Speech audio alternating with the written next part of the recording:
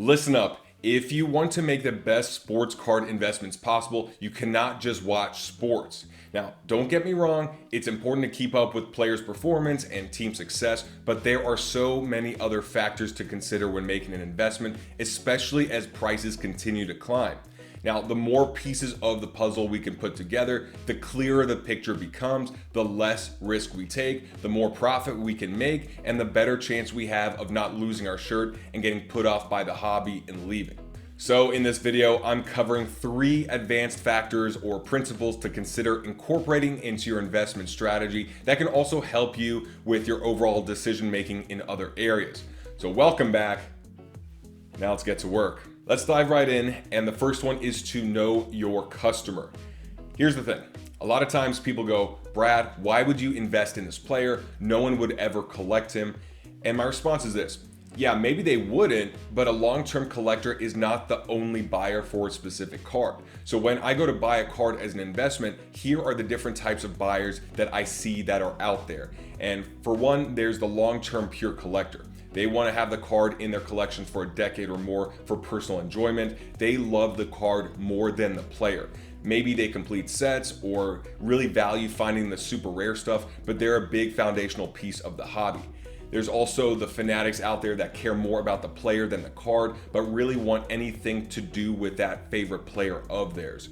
There's also the collector / investor who will hold the card for a certain amount of time, but ultimately they want to sell for a profit. And then lastly are the flippers and gamblers that are looking to pay some bills and have fun with sports cards as the item that they are doing their gambling with. Now, I have no judgment regarding where you see yourself, but I feel like it's very important to ask the question, what type of person would be chasing this specific card? A lot of times in the comment section or during a live stream, I'll see someone ask about buying rookies in their college uniform.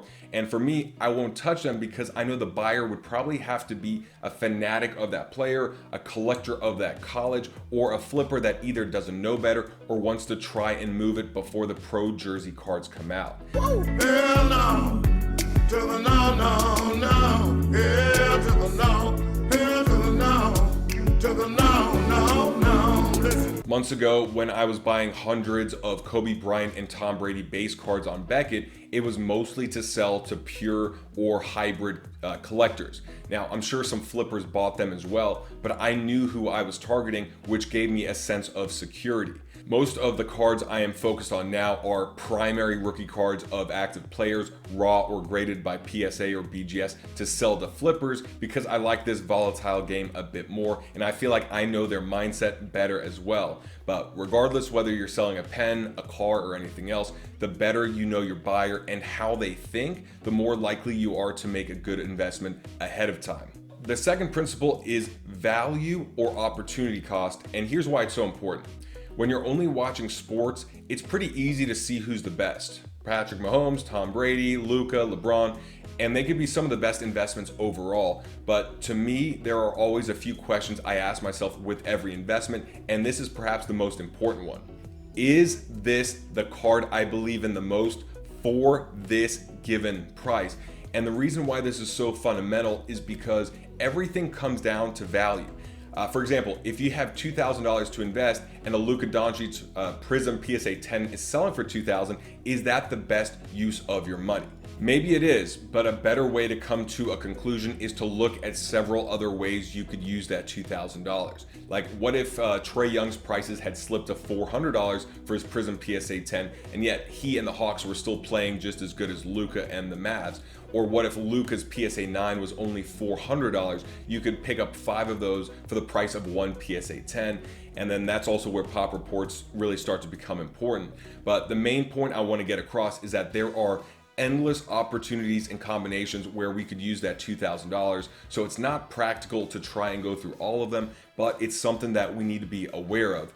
It's also really helpful in everyday life because if we can remember to go through this process of thinking of what we are giving up by going with one choice, then there's a good chance we can invest a lot more in this hobby and in other things we care a lot about, rather than just throwing a fat monthly payment on an expensive car that we bought just to drive to and from work every day, which now just sits in our garage and collects dust.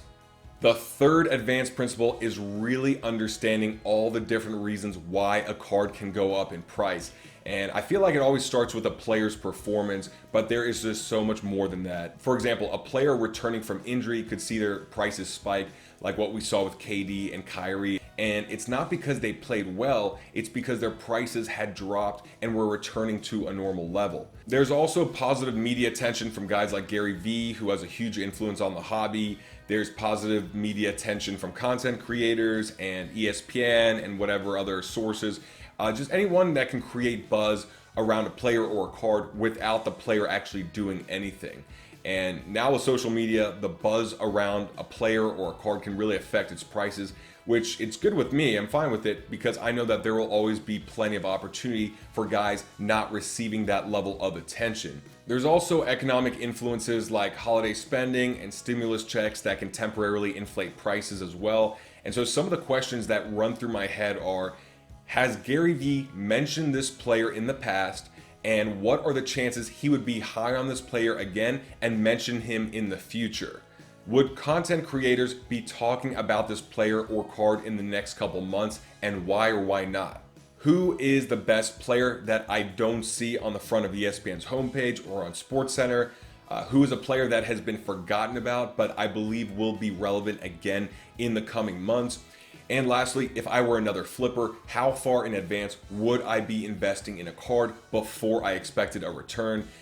There are plenty more questions we can ask ourselves, but when we go back to last NBA Finals, when LeBron and Anthony Davis's rookie cards actually plummeted after winning the championship, we've got to embrace the fact that human behavior is the main factor in all this. If there's like two comparable players and one scores 50 points, including a game-winning three over LeBron on primetime TV on Sunday, which is known to many as eBay's busiest day, and the other does the exact same thing, but on a Wednesday with all these other sports and games going on, what would be the difference in how their card prices reacted? So that's the kind of stuff I like to contemplate, and it reminds me of that saying, if a tree falls in the forest and no one is around, does it make a sound? It's like the same with sports cards. Where people's ears and eyes go, money tends to flow. So just food for thought. Make sure to pound that like button if you found a bit of insight from this video. It's kind of like tipping the pizza delivery guy. And in the next video, I go over some of my recent purchases where I also like to share the rationale behind it. I'll see you there.